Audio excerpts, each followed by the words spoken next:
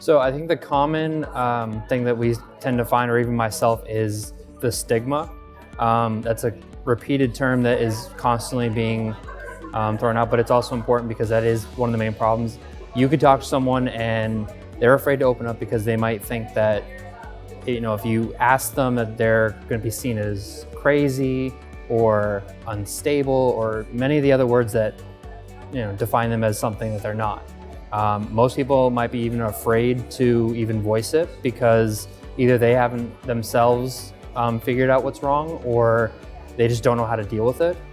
And that goes for all kinds, all ages, all different minority groups, veterans, non-veterans. But it is a common thing that I see, especially with veterans.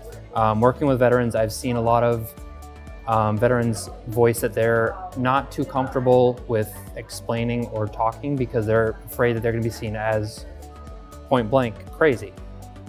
They're not, but because it comes from a military background and they're being asked what's wrong, they don't want to answer. Or simply, in the military, we're not supposed to, say what's wrong, especially if you're a male. Masculinity is a huge problem.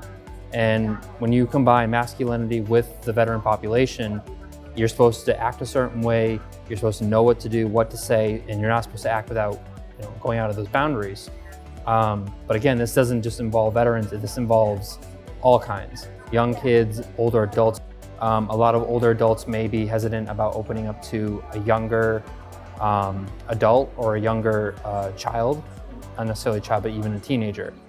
So I think one of the best things that you can do is be attentive.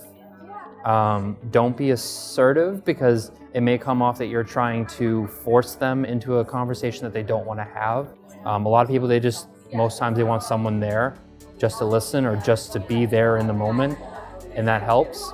And then once they build that stability, then they can open up and start talking about the real issue.